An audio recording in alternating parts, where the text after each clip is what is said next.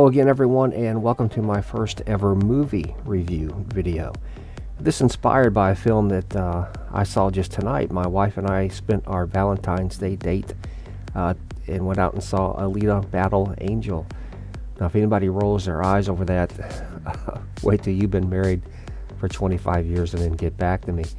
But it was a good time. You know, we went out to dinner, then went and saw the movie, and I've been waiting for this one. For those of you who follow my Facebook page, you know that I've been waiting for this movie for quite some time, because the character Alita is of course based on a manga series which, you know, ran for a few thousand pages, 5 volumes in hardcover that you can buy now out at Barnes & Noble if you want. But it was a good series, a good story. Most anime, most manga tends to be a bit generic, but for those of you not familiar with the character, this one actually had some thought behind it. It was a good story dealing with multiple issues at multiple levels, and I guess the most personal to anyone who sees the film, whether you've read the comic series or not, you know, it deals with that basic human story of who am I and why am I here, and it's a journey of self-discovery. Only in Alita's case, of course, discovering secrets that have been denied her by those who sort of cast her out of heaven. There's a bit of Paradise Lost all wrapped up in the story as well. There's a bit of the Book of Exodus from the Old Testament that's also sort of wrapped up in this story. And it's on a really sort of grand scope when you look at the entire thing. But the movie it deals with the events that take place basically in book 1, if you're familiar with the series. And it's just, it's a good film. So I thought it would take a few minutes and just cover some highlights. I'm going to try not to give away many spoilers. I guess a mild spoiler alert here. I might cover 1 or 2 things that if you haven't yet seen the film, you might want to skip, but I'll try to give notice when I'm going to do that. And of course, as you can probably tell, I'm freestyling this. My first thought was to sit down and write all this out, but then I thought, no, I'm talking about a movie, so I can just sort of, freehand it. Why is a raven like a writing desk? I beg your pardon? Why is a raven like a writing desk? So I'll begin at the beginning, which is always a good place to begin, as Alice once said. But my wife just walked in. I can actually use this since she, spent her Valentine's with me to go out and see it, so she can turn around here real quick and tell you what she thought of it. What'd you think? I thought it was very well done. No, say that louder. I thought it was very well done. All right, thank you, dear. Okay, where was I? Okay, in addressing the film, I'll begin with the story. For those of you familiar with the Alita comic series, the anime series, the movie did, I thought, an excellent job in just sort of sticking with the inherent background. And what made Alita Battle Angel, at least for me, such a compelling read and, a worthy character to invest time in and all that, was that it was a good story. Most anime, most manga, all tends to be a bit generic, a bit shallow, but Alita always did feature a good story and addressed some fundamental questions that everyone can relate to.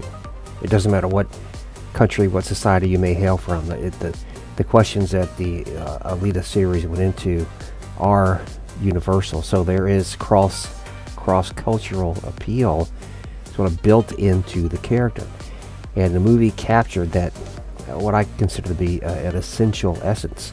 The movie did a fine job with that. So the story, I know there's a couple people online who've written reviews that say the story was a mess, that it was disjointed, blah blah blah. Well, movie critics get paid to criticize, and so they're always going to find something to justify their own existence and what they're doing in criticizing a movie. But I think the story is the wrong angle to take here to criticize this film. There are some things I'm going to criticize about it, but the story isn't one of them, because it was true to the base core material, and as a fan, I appreciated that.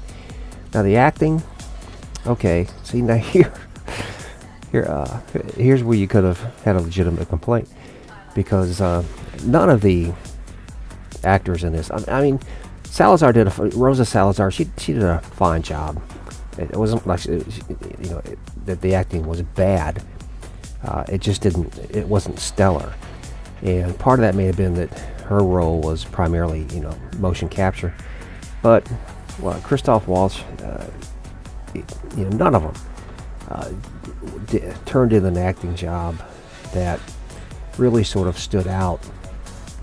But again, if you take that in context of the type of film that you're looking at, but in context of the acting, you can kind of overlook that fact that the performances were fine. They were in context. They just, but you can kind of overlook that because of the type of film that Alita is. It's an underdog story. It's the story of a search for one's sense of self. Who am I? Why am I here? What is my purpose? And sort of slowly finding that out as you go along, and then acting on what you found out to try to discover more. It is a sort of story of self-discovery as well.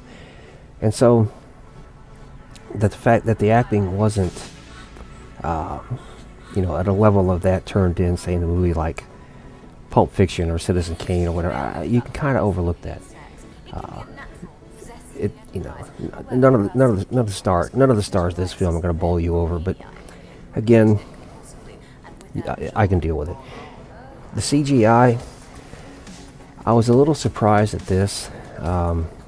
James Cameron, who was the executive producer here, is kind of known for his use of CGI and his insistence that you take a movie like Avatar, the insistence that every frame of it be as high quality as can possibly be achieved. That wasn't the case here. The motorball scene, or I should say the motorball scenes, were just brilliant. The motorball scene where Alita is featured is actually one of the best movie scenes as far as any comic book movie you can think of. It rivals the robot scene, the final battle in the Avengers Age of Ultron, where they're all fighting in a church. The motorball scene here in Alita certainly rivals that, and it was just incredibly well done. However, there were other scenes, such as this one here, the fight in the alley, where the same level of quality just wasn't there. I thought this, at the moment, I can't remember his name, but the large guy here, who is sort of the central villain throughout the film, he always looked a bit cartoonish, with one exception when they're underground under the Kansas bar. But so the CGI suffers here and there, and I was a little disappointed in that. The dialogue,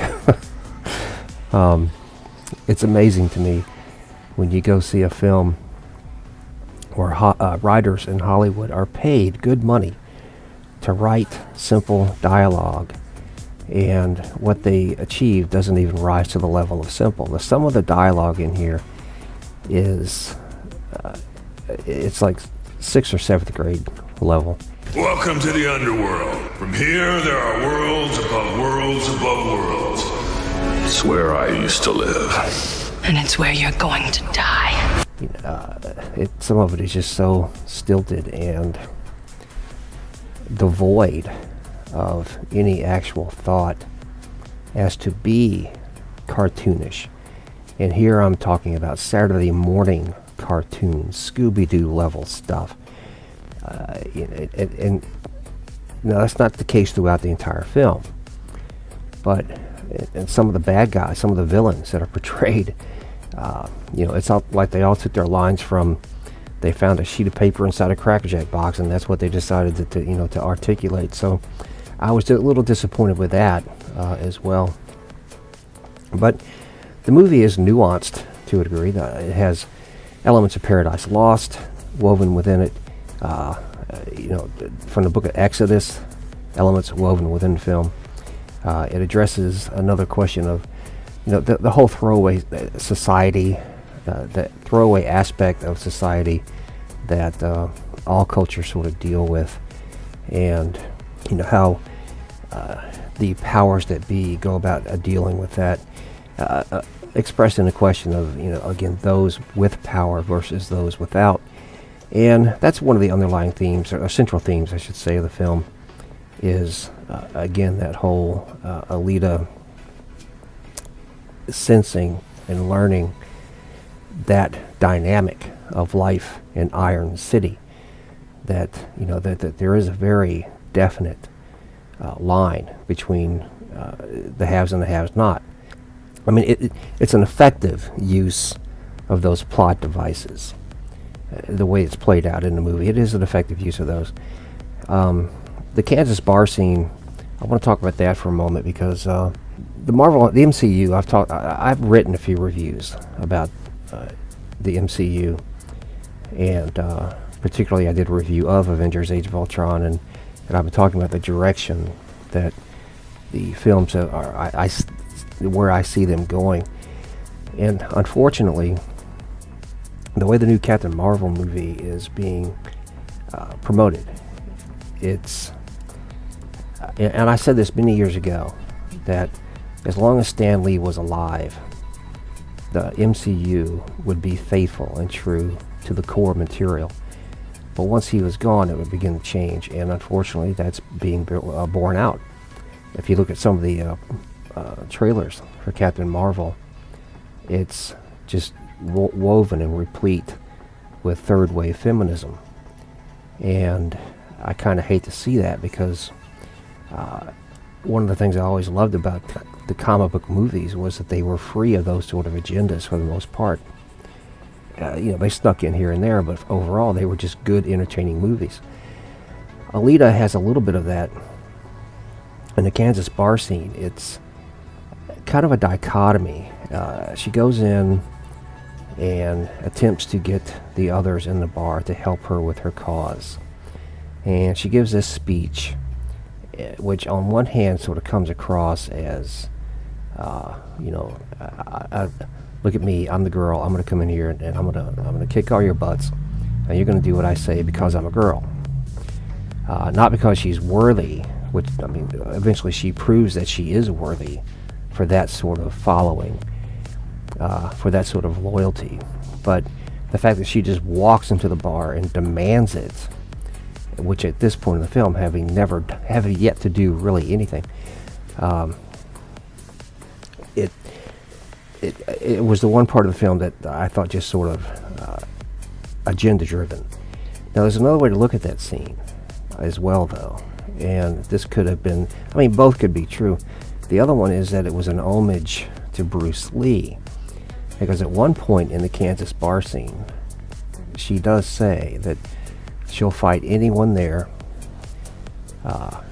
and if she wins, the price of her victory is they then have to do what she says. They have to follow her cause. And I think it was Fist of Fury that Bruce Lee, in I think his second movie he did, I believe, but he goes into an opposing dojo where the members of that were an enemy to the one he was a member of, and he goes in alone, and he goes in and he says, I'll take on any man here. Then he beats them all up. So it could have been an homage to Bruce Lee as well, for fans. So, but again, both could be true, and I just say what you want, but you can have a strong female character, and Alita certainly was that in the comics, and came across that way in the film. But you can have a strong female character who accomplishes goals without also pushing an agenda.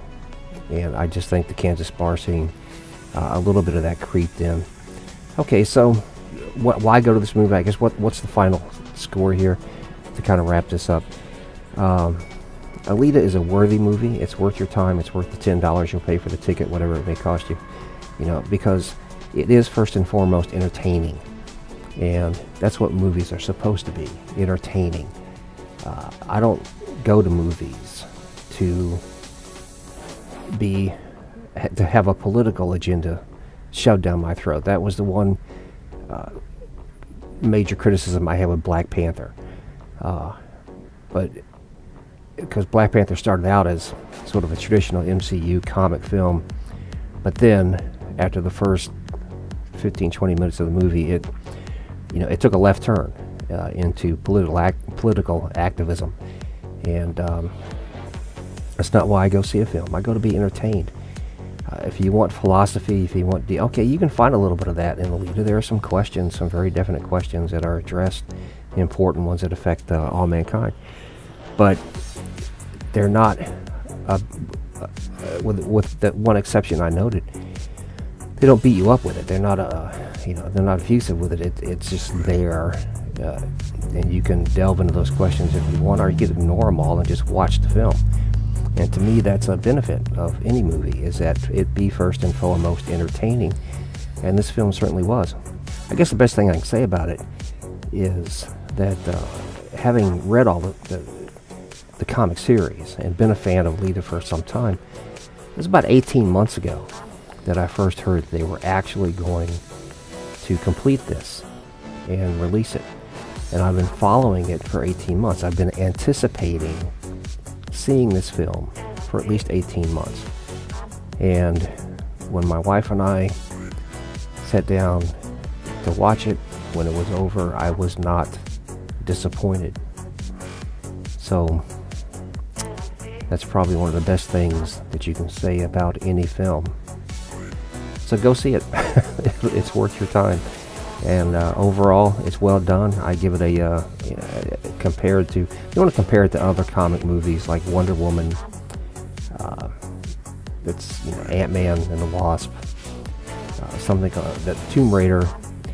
I give it a B+. I would rank it a little higher than Tomb Raider, and maybe just under Wonder Woman. But it's well worth your time. So, thanks for watching. And I may do one of these again when Avengers 4 comes out, or Wonder Woman. I'm sorry, not Wonder Woman, but Captain Marvel. I've kind of trashed Captain Marvel, so I'll commit to doing that when it comes out. I'll come on here and see and discuss whether I was right or wrong. But until then, take care, guys, and as always, thanks for watching.